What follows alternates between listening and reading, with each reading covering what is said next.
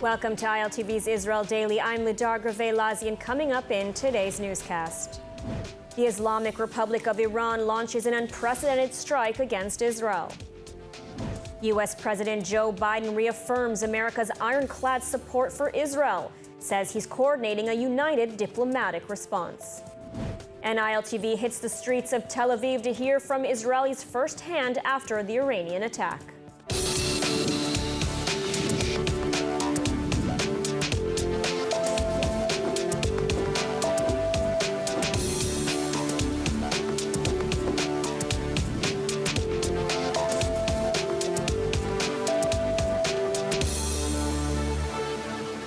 Israel remains on high alert Sunday after the Islamic Republic of Iran launched an historic and unprecedented attack overnight, sending hundreds of missiles and suicide drones to strike Israeli targets. The IDF was able to successfully intercept 99% of the threats. Meanwhile, the cabinet convened to contemplate a potential response.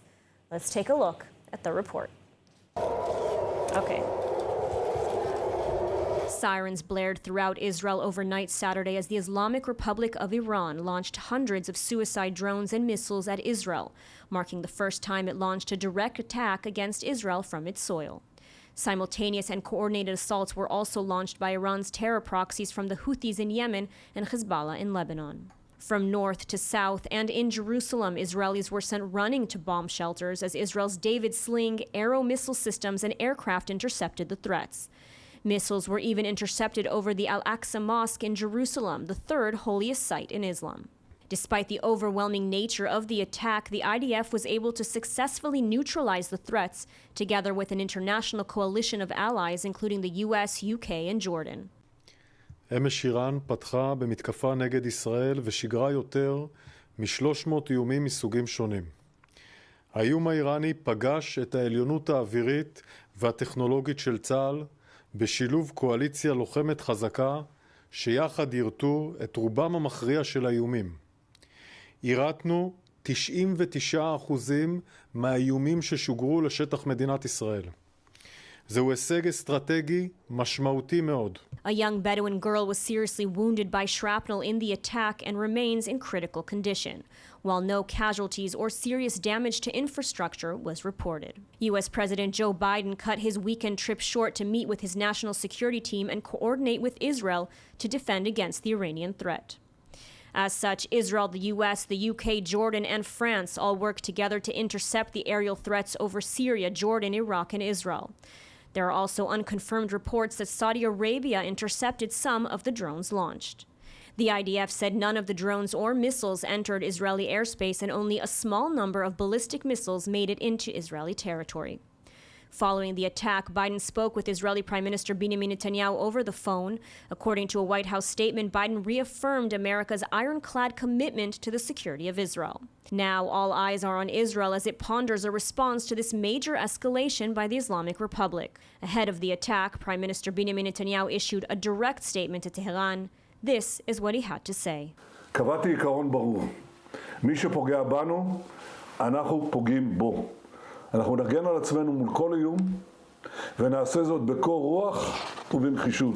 Experience the power of truth with ILTV News. If you're looking for quality content and captivating visuals, join our news community and become an integral part of our team as we embark on a mission to unveil the real Israel, dismantling the web of lies and misinformation that surround reporting on Israel.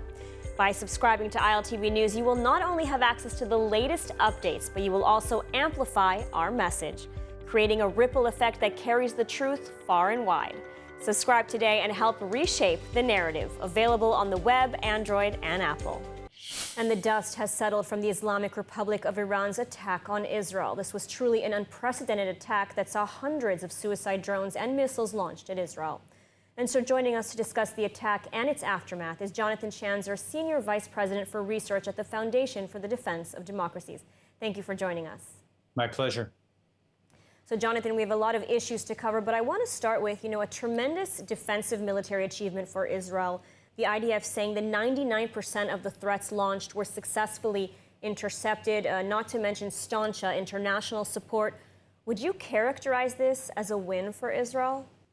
It's a win, but let's caveat it. I mean, first, let's talk about the good news. And I think there was a lot of good news last night.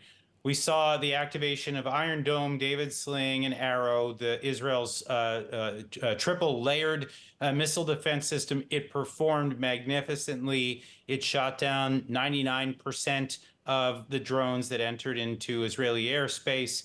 And then I think on top of that, it's also important to note that the Israeli public responded to the calls of the government. People went into their shelters and they stayed safe by and large. I've heard of 2 injuries, but all things equal, given the severity of the attacks, I think that the defenses went well last night.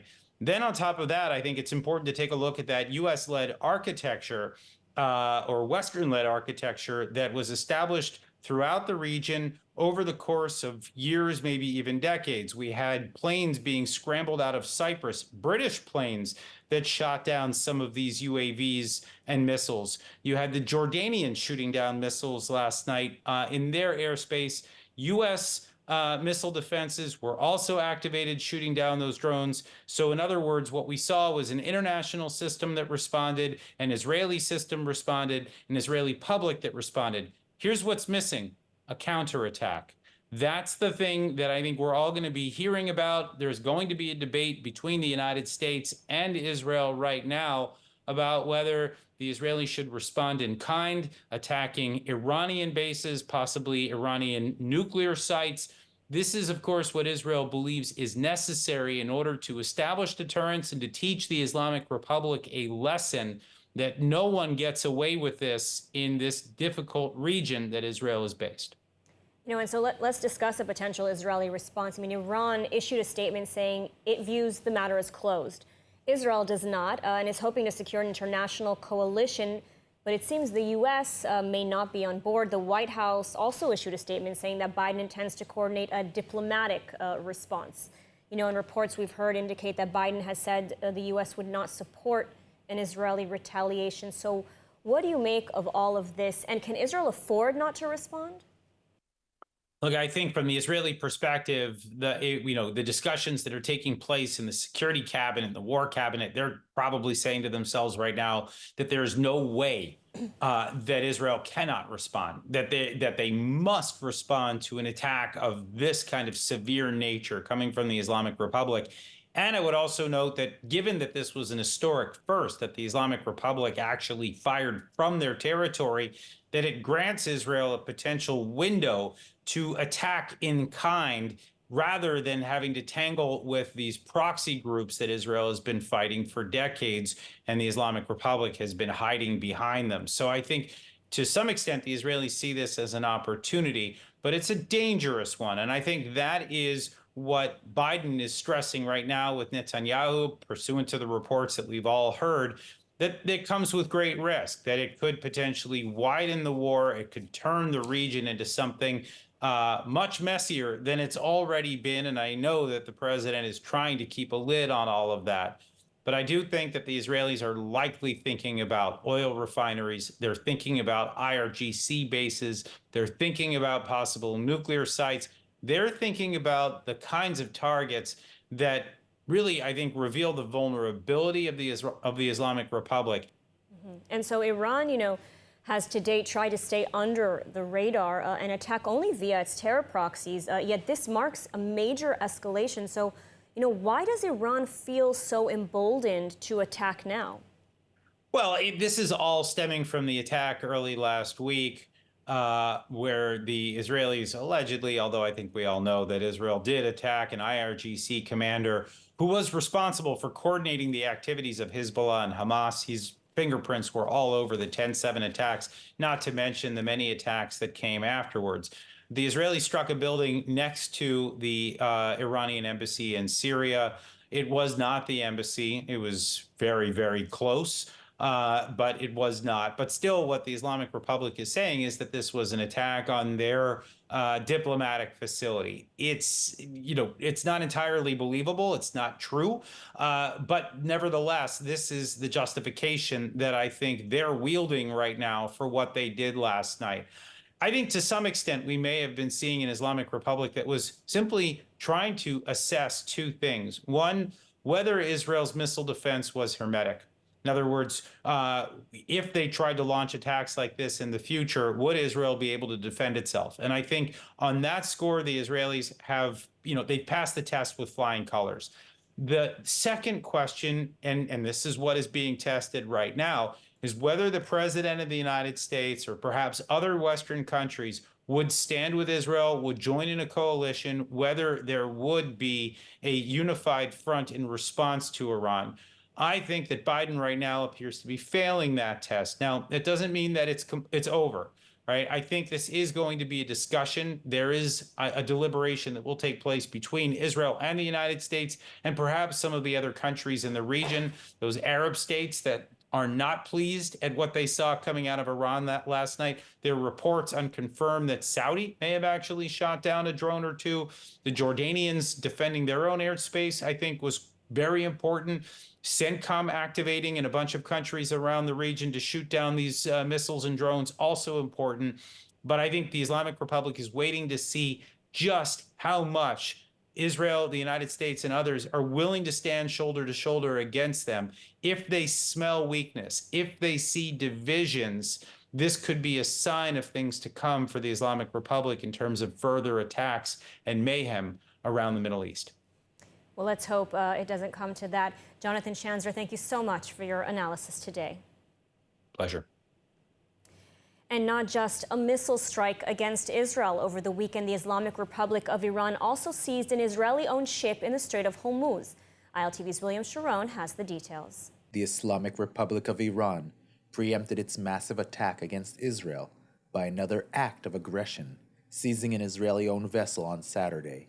Iran's Revolutionary Guard seized the Israeli-linked cargo ship between the United Arab Emirates and Iran, situated close to the Strait of Hormuz. The MSC Eris is a Portuguese flag ship owned by Goltal Shipping, an affiliated of Zodiac Maritime, which is partially owned by Israeli businessman Eyal Ofer. Iran's state-run Iran news agency announced that the Guard's helicopter boarded the ship and escorted it into Iranian waters, claiming it was linked to Israel.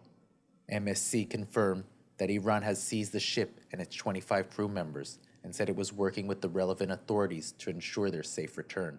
The seizure comes just days after Iran threatened to close the Strait of Hormuz to international shipping, and mere hours before Iran launched an historic attack directly against Israel. And U.S. President Joe Biden and Prime Minister Benjamin Netanyahu spoke on the phone following the Islamic Republic's attack against Israel. In the call, the U.S. president reaffirmed his ironclad commitment to the security of Israel. But questions still loom over what role, if any, the U.S. would play in a potential Israeli retaliation. Joining us now with more on Washington's response is ILTV's Emily Schrader reporting from the United States. Emily, thanks for joining us. Happy to be here, as always. So, Emily, we saw a really strong display of solidarity from the United States during last night's attack. I mean, what can you tell us about that?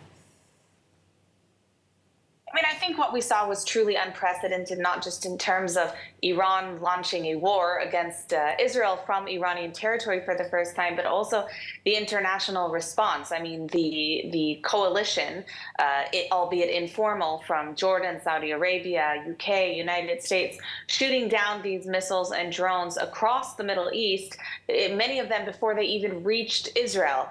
This is quite a strong statement. It's quite a strong failure by the Islamic Republic of Iran, and I don't think that's really what they expected going into this issue. Now, in regards to President Biden's comments about not supporting an Israeli offensive action, I mean, first of all, it's not offensive, it's defensive. If we're looking at how the Islamic Republic of Iran has spent the last, well, really 45 years obsessing over Israel, funding terrorist organizations, orchestrating terrorist attacks, importing weapons into the Middle East to terrorist organizations that are then used against Israeli civilians.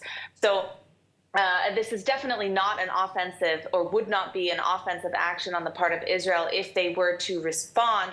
And I do think that there probably will be some sort of response. It remains to be seen what exactly that will be.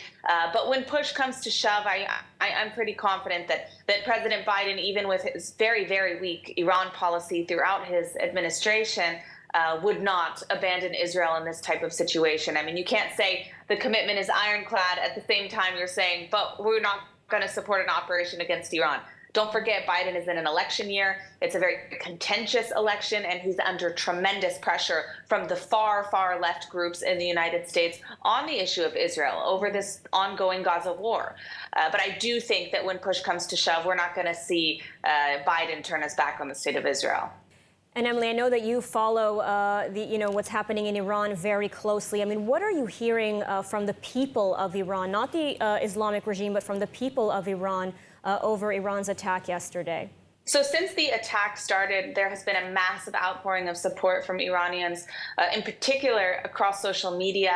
I have had hundreds of messages. I haven't even gotten through all of them from Iranians, saying that they hope Israelis are safe and they're sorry for what their regime has done and they want nothing to do with it and they want to overthrow this regime.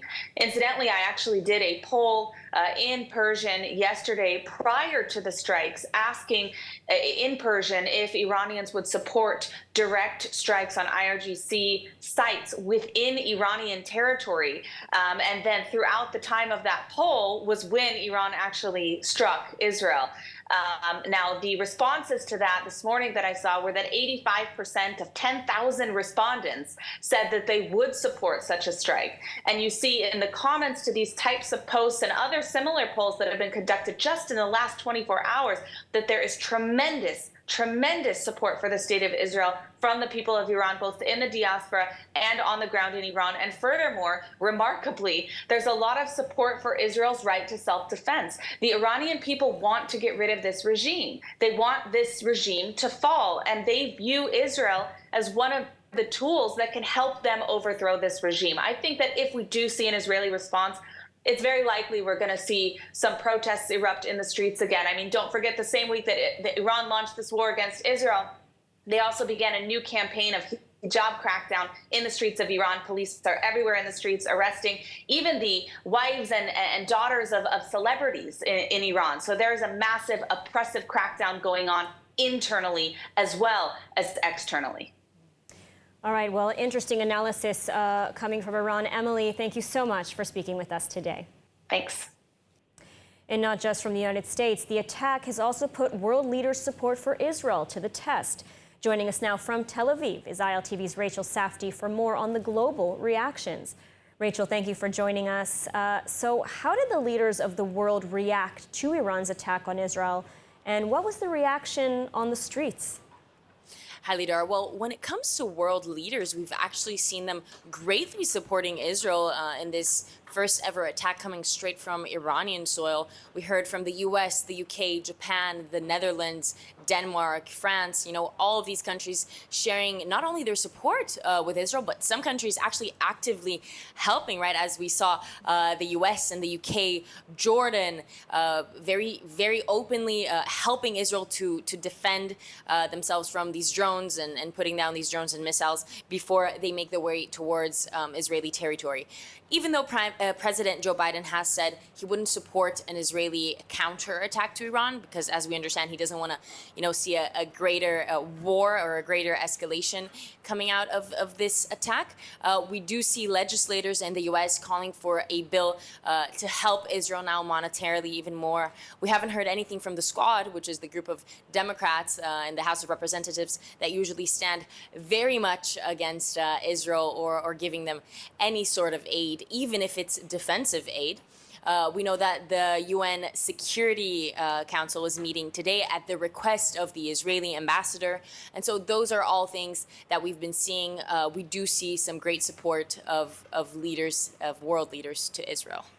Thank you for the update, Rachel. And moving on, despite the Iranian attack, IDF operations in the Gaza Strip have not halted as we reach day 191 of the war in Gaza, and the IDF continues targeting Hamas military infrastructure as well as remaining Hamas battalions.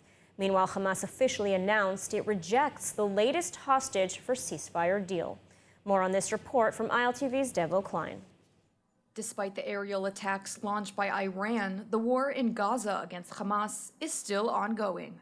The 162nd Division remains in the Gaza Strip, conducting precise operations to eliminate remaining Hamas battalions. On Saturday, troops from the Nahal Brigade destroyed Hamas terrorist infrastructure, including a weapons storage facility, and seized additional military equipment belonging to the terrorist organization.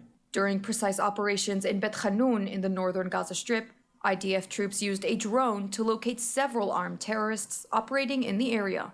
An IAF aircraft struck the terrorists and eliminated them. IDF strikes have been precisely targeting terror operatives, striking yesterday a rocket launcher containing 20 rockets that were ready to launch to central Israel. The humanitarian efforts have likewise remained ongoing, as over the last week, the IDF, in cooperation with Kojat, facilitated the entry of approximately 1,866 humanitarian aid trucks through the Nitzana and Kerem Shalom crossings. In addition, 1,463 food packages were airdropped into the Strip. The IDF has been consistently providing humanitarian aid and assisting to residents in Gaza despite impending threats from other fronts. And amid the Iranian attack on Israel, Hamas has rejected the recently proposed hostage deal mediated by the US, Egypt, and Qatar. This latest update comes a week after the relevant parties meet in Cairo. The Prime Minister's office stated that Hamas's latest rejection reflects Sinwar's disinterest in proceeding with any deal, and that Hamas is only interested in further regional escalations. Hamas rejecting yet another ceasefire deal. And moving on, after an intense 24-hour search for missing 14-year-old shepherd Binyamin Achimael, his body was discovered in the same region where he went missing with severe violent wounds. More in the following report. Intense search parties were conducted on Friday after the 14-year-old shepherd was declared missing when he was last spotted leaving his home.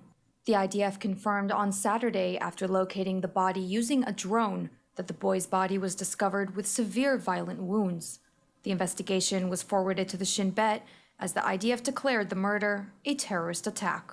Achimael's vanishing sparked a wave of violence between Israelis and Palestinians in Judea and Samaria. Cars were set on fire in the Palestinian village of Duma, and one person was killed by active gunfire in deadly clashes. An additional 25 people were injured in these clashes. Prime Minister Netanyahu commented on the murder, stating, "The abominable murder of Binyamin Achimael is a serious crime. I send my heartfelt condolences to his family." The Prime Minister added, "The IDF and Shin Bet forces are in an extensive pursuit of the despicable murderers and all those who cooperated with them." Defense Minister Yoav Gallant also issued a statement saying the security system will find the murderer and bring him to justice. He further added, "Retaliatory actions will make it harder for our soldiers in their mission. We must not take the law into our own hands." May he rest in peace. And for our final story tonight, as Israelis woke up today to a new reality in the Middle East following the Islamic Republic of Iran's massive attack, ILTV's Ariel Elachiani hit the streets of Tel Aviv to see how Israelis are reacting to the aftermath. Let's take a look.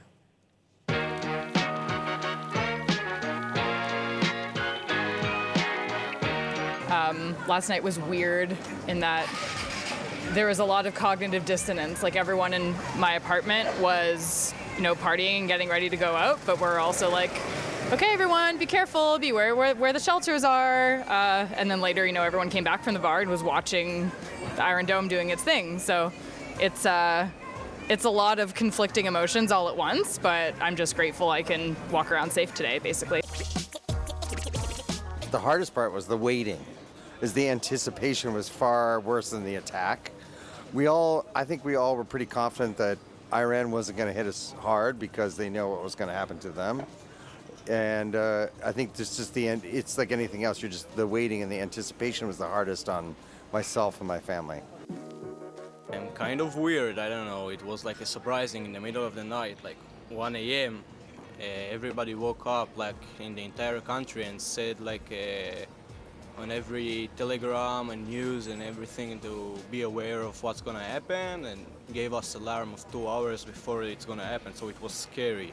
It was nothing like happened before, I'm totally confident. This is a crisis-tested country. They know how to handle adversity and situations like this, and far better than anywhere else I've lived. I mean, we look around today, people are shopping, people are eating, they're out getting coffee. In most countries, they'd be hiding in the cellars. This is a different country. This is a resilient place. Let's take a look at the weather forecast. Mostly cloudy skies are expected around the country tonight with lows of around 15 degrees Celsius or 59 degrees Fahrenheit. Then tomorrow we'll see more cloudy skies, seeing highs of about 23 degrees Celsius or 74 degrees Fahrenheit. And that's all for today's news. For more updates from Israel on all your devices, check out our ILTV channel, subscribe to our ILTV newsletter, and don't forget to check out our new website, ILTV.tv, with all the latest news from the heart of the State of Israel. I'm Lidar Greve-Lazi. Be well, stay safe, and thank you so much for watching.